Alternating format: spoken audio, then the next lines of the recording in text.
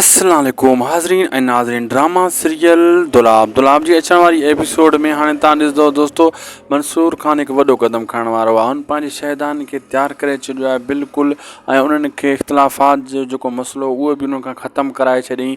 हाणे पंहिंजी तनज़ीम जो तमामु जल्द ऐलान कंदो। ॿी तरफ़ दोस्तो मां ॿुधाईंदो हलां त हीउ जेको ककर आहे इहो रहज़न सां वरी बहसबाज़ी कंदो ऐं इहा ॻाल्हि कंदो त असां केस मां हथु कान खणंदासीं, ऐं रहज़न इन खे ॾाढो सम्झाईंदो बाबा अगरि ईअं निकियोसीं त असांजे लाइ को न को मुसीबत पैदा थी वेंदी। लेकिन ककर सम्झंदो हुयो कोन। ककर हिकिड़ी ॻाल्हि कंदो, केरु मुसीबत पैदा कंदो, छा सोढल कंदो या पीरल कंदो, इन्हनि में एतिरो दम ई कोन आहे।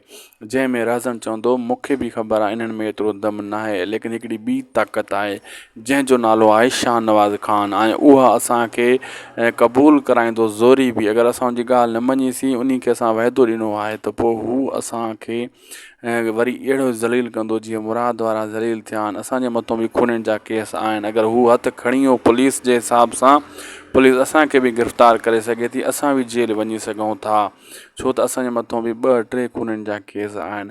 लेकिन ज़िद कंदो हिते ककर मजबूर कंदो रहज़न खे। रहज़न वरी अहिड़ी ॻाल्हि कंदो जीअं ककर मजबूर थिए ऐं इन ॻाल्हि ते क़ाबू थिए, क़ाइल थिए, ऐं थींदो बि ईअं। दोस्तो मां तव्हांखे ॿुधाईंदो हलां पोइ ई क़बूलु कंदा। लाइक, सब्सक्राइब, शेयर कंदा चैनल खे।